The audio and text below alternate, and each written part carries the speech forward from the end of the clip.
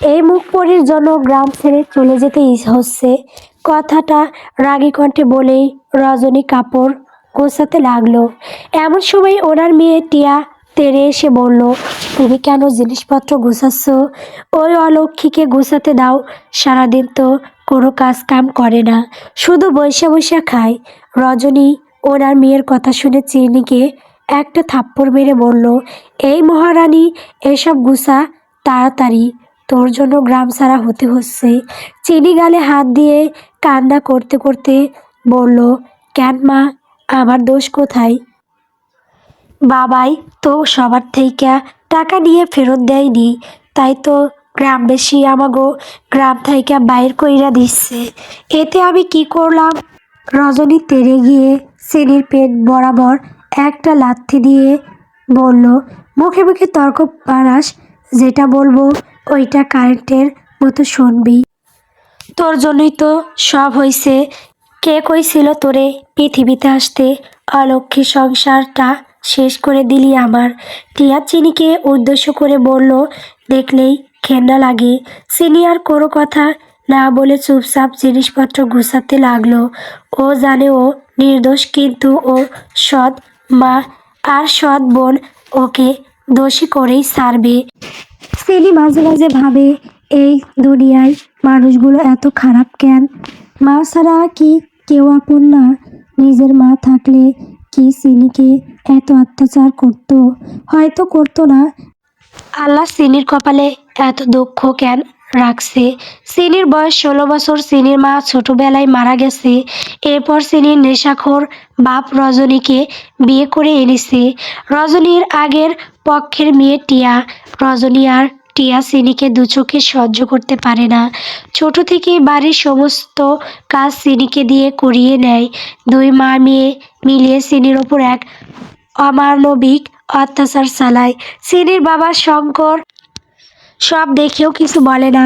ওনার কাজ নেশা করা, জুয়া খেলা, মানুষের থেকে টাকা ধার নিয়ে সেগুলো দিয়েও জুয়া খেলা। এরপর সেই টাকাগুলো ফেরত না দেওয়া। গ্রামের প্রায় সবার থেকে টাকা ধার নিয়ে রেখেছে, এখনো ফেরত দেয়নি। তাই সমস্ত গ্রামবাসী মিলে ওদেরকে তাড়িয়ে দিচ্ছে। এটাও নাকি চিনির দোষ, কারণ ও অলক্ষী। চিনি চুপচাপ জিনিসপত্র গুছিয়ে দিল। রজনী চিনিকে অনেক বাজে বাজে কথা বলে গালি দিচ্ছে। ওরা জিনিসপত্র গুছিয়ে রওনা দিল মেহেরপুর গ্রামের দিকে। গ্রামে পৌঁছতেই ওদের চোখে পড়লো একটা বিশাল বড় জমিদার বাড়ি। দেখে মনে হচ্ছে অনেক পুরনো। বাড়ির গেটে বড় করে লেখা আছে প্রেম নিবাস। হঠাৎ ভেতর থেকে একটা মেয়ের চিৎকার শোনা গেল। সিঁড়ি উকি দিয়ে দেখার চেষ্টা করলো ভেতরে হচ্ছেটা কি। সিঁড়ি নিখুঁতভাবে পরখ করছে জমিদার বাড়ি। সিনিকে দাঁড়িয়ে থাকতে দেখে রজনী সিনির মাথায় একটা থাপ্পড় দিয়ে বলল, এমন সংসাইজা খাইয়া থাকলে হইব, তাড়াতাড়ি পা চালা, সন্ধ্যা হইয়া আইতাছে। সিনি কাপড়ের পুতলিটা ভালোভাবে কাঁধে দিয়ে হাঁটতে লাগলো। ওরা মেঘপুর গ্রামের কালো দিঘির পাহাড়ে এক ছোট কুঁড়ে ঘরে এসে ঢুকলো। ঘরে ঢুকতেই সবার গা গুলিয়ে আসলো। ঘর থেকে বের হচ্ছে মশকা গন্ধ। ঘরের মেঝেটা অনেক স্যাঁতস্যাঁত মনে হচ্ছে। বহুদিন কেউ থাকেনি। ঘরে কোনো আলো নেই, পুরো ঘর অন্ধকার। শঙ্কর পিছন থেকে একটা হারিকেন বের করলো। রজনী চিনিকে বলল, ঘরটা মুছ, গন্ধ আসছে। চিনি রজনীর কথা মতো ঘর মুছে নিল। প্রেম নিবাসে তোর মতো খচ্চর মহিলা দুটো হয় না। কেমনে তুই একটা পোলারে ঘরে ঢুকাইলি? তোর শরম করে না? কথাটা বলেই ঠাস করে নদীর গালে চর মেরে দিল আকাশ। নদীর গালে হাত দিয়ে বলল, তোর কি? আমি যাকে পারি তার সাথে শুইয়া থাকবো, তুই থাকিস না। তখন আমি কিছু বলি? সঙ্গে সঙ্গে নদীর গলা চেপে ধরল আকাশ। কি বললি? আরেকবার ক। আমার সাথে তোর তুলনা? তুই মাইয়া মানুষ। আর তাছাড়া আমি তোর মতো এত নষ্টামি করি না। তুই দিন দিন একটা খা হয়ে যাচ্ছিস। নদীর পাশে শুয়ে থাকা ছেলেটা নিজের প্যান্ট পরে চলে গেল। আকাশ নদীর মুখের দিকে তাকিয়ে ঘেনায় মুখ ফিরিয়ে নিল। এই বাড়ির নাম প্রেম নিবাস। এককালে জমিদার প্রেমলাল সেন গোটা গ্রাম শাসন করেছেন। এখন ওনার ছেলে রঘুলাল সেন এই গ্রামের বর্তমান জমিদার। ওনার দুই ছেলে, এক ছেলের নাম প্রদীপ, সে আরেক ছেলের নাম দিগন্ত সেন। প্রদীপের কোনো ছেলে মেয়ে নেই। দিগন্তর দুই ছেলে, এক মেয়ে। বড় ছেলের নাম আকাশ, ছোট ছেলের নাম ঋদ্ধিমান সেন, আর মেয়েটার নাম নদী। ঋদ্ধির মা ছোটবেলায় কালো দিঘির জলে পড়ে মারা গেছেন। এরপর দিগন্ত আর বিয়ে করেনি। গ্রামের সবাই জানে প্রেমলাল ছিলেন এক রোখা। ওনার চাল চলন ছিল বাঘের মতো। ওনার ভয়ে বাঘে গরুতে এক ঘাটে জল খেত। উনি যা বলবে তাই হবে। উনি কথা বলার সময় কেউ কথা বললে তার গলা কেটে মাটিতে পুঁতে দেওয়া হতো। ওনার ছেলে বগুলাল ও অনেক রাগী, তবে প্রেমলালের মতো এত অত্যাচারী নয়। ঋদ্ধি জমিদার বাড়ির ছোট ছেলে, খুব বেয়াদব, এক রোখা। লোকে বলে ঋদ্ধির মধ্যে প্রেমলালের ছায়া দেখা যায়। হুবহু একই চালচলন, কথা বলার ধরন। এ বাড়ির সবাই রঘুলালকে মেনে চলে, কিন্তু ঋদ্ধি কাউকেই মানে না, এমনকি বাপকেও মানে না। তবু ঋদ্ধিকে রঘুলাল সব থেকে বেশি ভালোবাসে, কারণ প্রেমলালের স্বভাব তার মধ্যে দেখা যায়। এই বাড়িতে ঋদ্ধির সাত খুন মাপ। এই বাড়ির মানুষগুলো ভারী অদ্ভুত।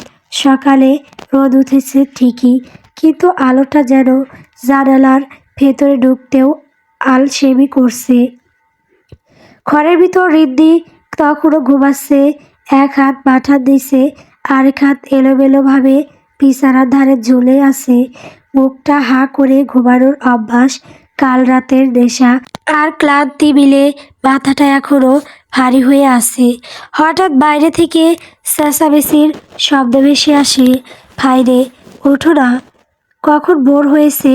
এই বালের ভাই, সকাল হয়েছে। ঋদ্ধির কপাল কুঁচকে যায়। ঘুমের ঘরে পাশ ফিরে বালিশটা কানে চেপে ধরে। আবার শব্দ, ওই ভাই, দরজা খুলো। ঋদ্ধি এবার আর সহ্য করতে পারে না। চোখ না খুলে চেঁচিয়ে ওঠে, দূর বালা, কি হয়েছে? সকাল সকাল ঘাড়ের সারের মতো চেঁচাচ্ছিস কেন? বাইরে থেকে হেসে উত্তর আসে, আমরা এসেছি ভাই। ঋদ্ধি দাঁত কিরমির করে ধীরে ধীরে উঠে বসে, মাথা চুলকায়, চোখ ঘষে, ঘড়ির দিকে তাকিয়ে একটা লম্বা নিঃশ্বাস ছাড়ে। হ্যাঁ, এসে আমাকে উদ্ধার করেছিস। বিছানা ছেড়ে উঠে পড়ে, মুখে পানি দেয়, দাঁত বাজে। আয়নার সামনে দাঁড়িয়ে নিজের দিকে তাকিয়ে একটু বিরক্তই হাসি দেয়। ফ্রেশ হয়ে লুঙ্গি বদলে প্যান্ট পরে নেয়। পাঞ্জাবির কলার টেনে ঠিক করতে করতে দরজার দিকে এগোয়। দরজা খুলতেই সামনে দাঁড়িয়ে মোটা আর পটলা, দুজনের মুখে সেই চিরচেনা ফাও হাসি। ঋদ্ধি চোখ কুঁচকে তাকায়। সকাল সকাল মাথা খেতে এসেছিস আমার? পটলা হেসে বলে, ভাই, তুমি না থাকলে সকালটাই শুরু হয় না। ঋদ্ধি পটলার দিকে তাকিয়ে গজগজ করে বলে, চুপ কর তেরা সোদা, বেশি কথা বলিস না। বইটা হাসি চেপে বলে, চল ভাই, বের হই, আজ কাজ আছে। ঋদ্ধি একবার আকাশের দিকে তাকায়, তারপর দরজাটা টেনে বন্ধ করে বলে, চল, দেরি হয়েছে। ঋদ্ধি ঘর থেকে বের হতেই রঘুলাল এসে বলল, কই যাচ্ছ লাল? এই বাড়িতে সবার নামের শেষে লাল রয়েছে, তবে ঋদ্ধির নামের শেষে লালের বদলে মান লাগানো হয়েছে। কিন্তু রঘুলাল এবং দিগন্ত ঋদ্ধিকে শুধু লাল বলে সম্বোধন করে, কারণ প্রেমলালকেও সবাই লাল বলে ডাকতো, আর এখন প্রেমলালের শেষ উত্তরাধিকারীও লাল বলেই ডাকে। ঋদ্ধি কপাল ঘষতে ঘষতে বলল, এমনি একটু কাজ আছে, কখন আসবে জানি না। এই বলে ঋদ্ধি ওর দুইজন সঙ্গপঙ্গ নিয়ে বেরিয়ে গেল। ওদের একজনের নাম ভোঠা, আর একজনের নাম পটলা। যদিও ঋদ্ধি পটলাকে টেরাসোদা বলেই ডাকে। ওরা ঋদ্ধির ডান হাত আর বাম হাত। এদিকে সিনির মা ওকে বলল, এই যে রানীমা, বালতিতে কিছু কাপড় জমেছে দিঘির পাড়ে, গিয়ে ধুয়ে আন। চিনির ভীষণ জ্বর। চিনি কাতর কণ্ঠে বলল, ও মা, একটু দিদিকে বলো না, আমার গায়ে খুব জ্বর এসেছে। রজনী ওর পা থেকে জুতো খুলে চিনির দিকে ছুঁড়ে দিয়ে বলল, নাটক মারাবি না, যা এখনই। মেয়েটা আমার পড়ছে, ওকে দিয়ে কাজ করাবো। চিনি আর কিছু না বলে বালতি নিয়ে দিঘিতে চলে গেল। ঘরের বাহিরে এক বিশাল বড় দিঘি, তবে দিঘির জলের রং কালো। এই জন্যই দিঘির নাম কালো দিঘি। সাথে ওদের ঘরের পেছনে এক বিশাল বড় মাঠ, আর দিঘির এক পাশে জঙ্গল। কিছু বাচ্চা মাছ ধরছে, আর মাঠের এক পাশে কয়েকটা মেয়ে কানামাছি খেলছে। চিনি কাপড়গুলো ধুয়ে রাখলো, এরপর গুটি গুটি পায়ে ওই বাচ্চাদের দিকে এগিয়ে গেল। আমাকে তোমাদের সাথে খেলতে নেবা? একটা বাচ্চা মেয়ে বলল, হ্যাঁ নেব দিদি, এসো। চিনির হাত পা কাঁপছে জ্বরে, কিন্তু ওদের খেলতে দেখে আর লোভ সামলাতে পারল না। চিনি চোখ বেঁধে দিল। চিনি ওদের খুঁজতে লাগলো। পিছন থেকে সবাই চিনিকে টোকা দিচ্ছে। চিনি কাউকে লাগালে পাচ্ছে না। এদিকে টেরা রিদ্ধিকে বলল, বলছি রিদ্ধিদা, একটা কথা ছিল। রিদ্ধি বলল, বল। তোর কাকার একটু বেশি বার বেড়েছে। প্রতি রাতে মেয়ে নিয়ে কাণ্ড করে এমন চলতে থাকলে গ্রামের মানুষ ঝাঁটা দিয়ে মারবেই। এটা ঠিক হচ্ছে না। সব কিছুর একটা সীমা থাকে। রিদ্ধি একটু রেগে বলল, ওটা তো একটা মাদার। দেখতে ইচ্ছে করে না সুধীর ভাইকে। শুধু বাপের ভাই দেখে কিছু বলি না। ওই বাড়িটাই একটা বেশ্যাখানা হয়ে গেছে। কাকে আর সাধু সোদা বলবো? সবাই এক। ওকে যেদিন লাগালে পাবো, সেদিন কলিজার উপর পাড়া দিয়ে মেরে ফেলবো। তখন আর বাপ কাকা দেখবো না। কথা বলতে বলতে হঠাৎ করে কিছু বুঝে ওঠার আগেই চিনির সাথে ধাক্কা খেয়ে দিঘিতে ঠাস করে পড়ে যায়। চিনির চোখ বাঁধা, আচমকা জলে পড়ার কারণে সাঁতার কাটার তাল হারিয়ে ফেলেছে। কোনোভাবে রিদ্ধির হাত জড়িয়ে চলে আসে। রিদ্ধি কোনোভাবে নিজেকে সামলায়, এরপর বলে ওঠে, কোনো মরা সোদা ধাক্কা দিল আমাকে। বালগুলা শান্তিতে কথা বলতে দেয় না। হঠাৎ রিদ্ধির চোখ যায় চিনির ওপর। একটা বাচ্চা মেয়ে ওর হাত ধরে চলে আসে। চোখে ওড়না বাঁধা। রিদ্ধি এক টানে ওর চোখ থেকে ওড়না খুলে দিল। এরপর ওর থেকে চিনিকে এক ঝটকায় সরিয়ে ফেলে। চিনি তাল সামলাতে না পেরে ডুবে যাচ্ছিল। তখনই রিদ্ধি আবার ওর জামার ফিতা ধরে ওকে উপরে তুলল। চিনি হাঁপাতে হাঁপাতে বলল, আমি ডুবে যাচ্ছি, আমাকে তুলেন। রিদ্ধি এবার ভালো করে চিনিকে কোলে নিল। এক হাতের চিনির কোমর ধরে ওকে উপরে তুলে কিনারায় নিয়ে আসলো। কিনারায় আসতে রিদ্ধি একভাবে তাকিয়ে আছে চিনির দিকে। খেয়াল করলো মেয়েটার গায়ের রং হলুদ ফর্সা। থুতনির পাশে একটা গাঢ় কালো তিল জলে থাকার কারণে চোখ দুটো লাল বর্ণ ধারণ করেছে। রিদ্ধি ওর দিকে হাঁ করে চেয়ে আছে। চিনি এবার কাশতে লাগলো। তারপর রিদ্ধিকে একটা জোরে ধাক্কা মারল। এরপর তাড়াহুড়া করে উঠে চলে গেল। রিদ্ধি জল থেকে বোঠাকে ডেকে বলল, কিরে বোঠা, আমাকে তোল, বাড়া, ডুবে যাব তো। বোঠা রিদ্ধির কাছে এসে ওকে টেনে তুলল। রিদ্ধি এবার ভেজা শৈলে দাঁড়িয়ে থাকা চিনির দিকে তাকালো। মেয়েটা থরথর করে কাঁপছে। রিদ্ধির দিকে তাকিয়ে কাপড়ের বালতিটা নিয়ে দৌড় লাগালো।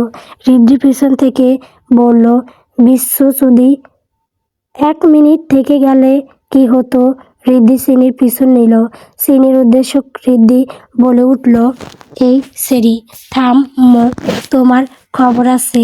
আমাকে ধাক্কা দিয়ে ফেলে দিয়েছ, এখন আমিও তোমাকে ধাক্কা দিয়ে ফেলে দিব। চিনি রিদ্ধির কথা শুনে আরো জোরে পা চালাতে লাগলো। ধরে গিয়ে একটা বড় পাথরের পেছনে লুকিয়ে পড়ল। রিদ্ধি চিনিকে খুঁজতে লাগলো, কিন্তু অল্প সময়ের মধ্যে মেয়েটা গেল কই। রিদ্ধি মাথায় হাত দিয়ে পড়ে উঠল, দূর বাড়া, মেয়েটা গেল কোথায়? রাগে দুঃখে একটা পাথর ছুঁড়ে মারল। দুর্ভাগ্যবশত পাথরটা গিয়ে চিনির নাকে লাগে। চিনি খুব কষ্টে নিজের কান্না নিয়ন্ত্রণ করে নিল। ঋদ্ধি আশেপাশে তাকিয়ে গালি দিতে দিতে চলে গেল। ঋদ্ধি যাওয়ার সাথে সাথে চিনি ব্যয় করে কান্না করে নিল। কান্না করতে করতে ঋদ্ধিকে কিছু অভিশাপ দিয়ে বলল, আমার এত সুন্দর খাড়া নাকটা ফাটিয়ে দিয়ে চলে গেল গো রাক্ষসটা। দেখিস তোর নাক কাটা ডাইনি মহিলা সাথে বিয়ে হবে। আমাকে মেরে আমার ভয়েই পালিয়েছিস বুঝেছি, এবার আসলে তোকে মেরে বালি চাপা দিয়ে দিব। এইদিকে ঋদ্ধি ভেজা শরীরে জমিদার বাড়িতে ঢুকলো। দিগন্ত বসে চা খাচ্ছে। ঋদ্ধিকে ভেজা শরীরে ঢুকতে দেখে উনি বলল, কই গেছিলি? ঋদ্ধি গামছা দিয়ে গা মুছতে মুছতে বলল, মরতে। দিগন্ত ঋদ্ধির কথায় পাত্তা দিল না। উনি জানে ওনার ছেলে এমন কঠিন জাউরা, সোজা কথার সোজা উত্তর কাউকে দেয় না, শুধু রঘুলালকে দেয়। শোনো ঋদ্ধি, পাশের গ্রামের জমিদার রুদ্র প্রতাপের মেয়ের সাথে তোমার বিয়ে ঠিক করেছি। কালকে আমরা মেয়ে দেখতে যাব, মানে তোমার বিয়ে ঠিক করেছি। তোমাকে বিয়ে করতে হবে, আমি বিয়ে করব না। বিয়ে তোকে করতেই হবে, আমি ওদের কথা দিয়ে এসেছি। যখন কথা দিয়েই ফেলেছো তখন তুমি বিয়েটা করে নাও গা, আমি করতে পারবো না। আমি তোর বাপ হই হতবাগা, লাজ লজ্জা মাথা খেয়েছিস। বাপকে কেউ বিয়ের কথা বলে? আচ্ছা তুই আসলে কোন মাটি দিয়ে তৈরি? বেলে মাটি। এই বলে ঋদ্ধি ওপরে চলে গেল। দিগন্ত এই ছেলেটাকে নিয়ে অনেক চিন্তায় থাকে, কোনো কথা শোনে না। বিকেলবেলা ঋদ্ধি ওর সঙ্গ নিয়ে চিনির সব খোঁজ নিতে লাগলো। খোঁজ নিয়ে জানতে পারে ওদের অন্য গ্রাম থেকে তাড়িয়ে দিয়েছে, কারণ ওর বাপ নেশাখোর আর ওরা এই গ্রামে নতুন। ঋদ্ধি সব খোঁজ খবর নেওয়ার পর সোজা দিগন্তর কাছে চলে আসে। পাশেই রঘুলাল বসে আছে। ঋদ্ধি এসে দিগন্তর পাশে বসে পড়ল। বাবা, আমি বিয়ে করব না। রঘুলাল ঋদ্ধির কথা শুনে খুশি হয়ে বললেন, সত্যি লাল, তুমি বিয়ে করবে? আমি এই বিষয়টা নিয়েই চিন্তায় ছিলাম। ঋদ্ধির কথায় দিগন্ত আকাশ থেকে পড়ল। কিরে বাড়া, সকালেই বললি বিয়ে করবি না, আর বিকেলের মধ্যেই বিয়ের ভূত মাথায় চাপলো। আচ্ছা যাই হোক, তাহলে আমরা কালকে গিয়ে মেয়েটাকে দেখে আসব। বেশি ভাব মারাইও না, আমি তোমার পছন্দ করা মেয়েকে বিয়ে করব না। আমার একটা মেয়েকে পছন্দ হয়েছে, আমি ওকে বিয়ে করব। রঘুলাল ঋদ্ধির কথায় একটু হেসে বলল, তাই কে সে মেয়ে?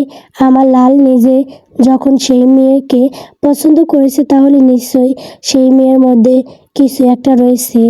ঋদ্ধি একটু লজ্জা পাওয়ার নাটক করে বলল, ও এই গ্রামে নতুন এসেছে, তোমরা কালকেই ওর বাড়িতে প্রস্তাব নিয়ে যাবা। দিগন্ত ঋদ্ধির উদ্দেশ্যে বলল, শরম করে একটু বাপ দাদু বসে আছে, ওদের সামনে বিয়ের প্রস্তাব পাঠানোর কথা বলতে লজ্জা করছে না? ঋদ্ধি উঠে দাঁড়িয়ে বলল, লজ্জা পার কি আছে, বাপ দাদু কি বিয়ে করেনি? নাটক। রঘুলাল হেসে বলল, আচ্ছা বাবা, আমরা কালকেই প্রস্তাব পাঠাবো। বিকেলের দিকে চিনি মাঠে গেল। সকালের ভেজা কাপড়গুলো তুলল। চিনি কাপড়গুলো হাতের উপর রেখে ঘরে ঢুকে যায়। এদিকে ঋদ্ধির কাকা প্রতিম চিনিকে দেখতে পেয়ে ওর পিছু পিছু ঘরের কাছে আসে। তারপর মনে বলে, বাবা নতুন মাল নাকি, একে তো আমার চাই, দেখতে সেই একদম মাখন।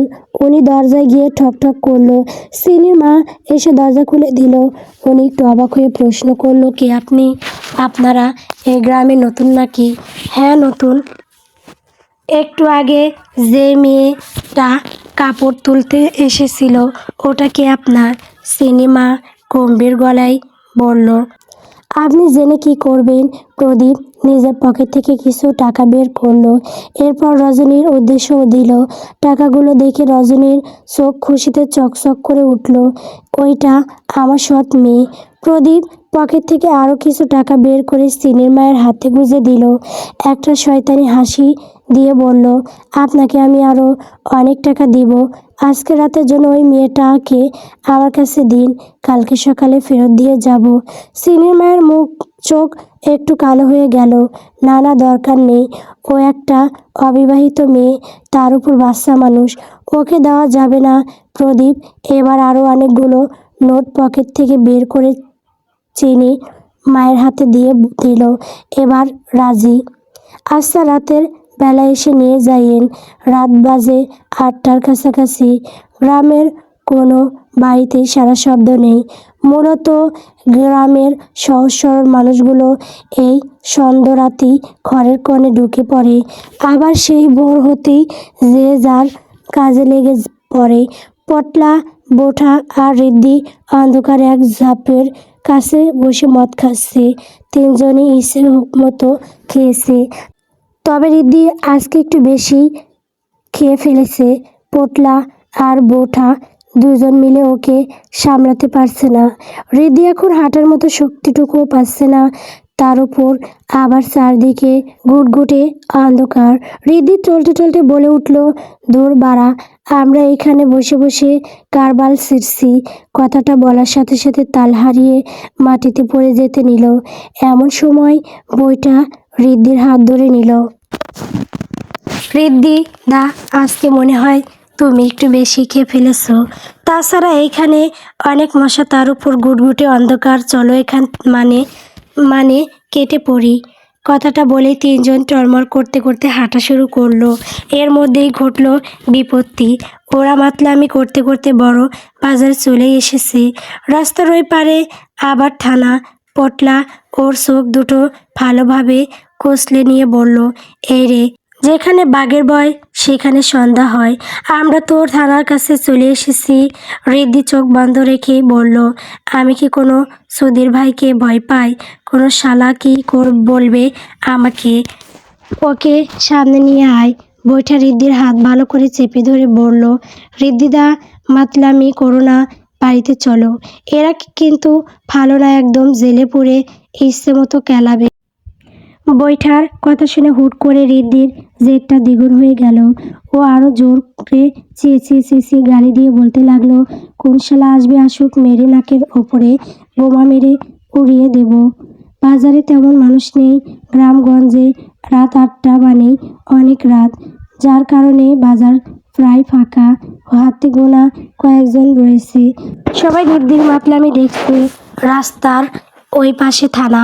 এত চেঁচামেচি শুনে থানার ভেতর থেকে একটা পুলিশ বেরিয়ে এলো। পুলিশকে আসতে দেখে পোটলা কাঁদো কাঁদো গলায় ঋদ্ধিকে বলল, ঋদ্ধিদা, এবার চেপে যাও, তোমার শ্বশুর আসছে। পুলিশটা এসে ঋদ্ধিকে প্রশ্ন ছুড়ে দিল, এই ছেলে থানার সামনে এসে এমন বেয়াদবের মতো চিৎকার করছো কেন? ঋদ্ধি উল্টো পুলিশকে প্রশ্ন করে বলল, কেন রে, জায়গা তোর বাপের নাকি? আমি কোথায় চেঁচাবো সেটা তুই বলে দিবি? একে মদ খেয়েছো, আবার বেয়াদবি করছো, থাপ্পড় চেনো?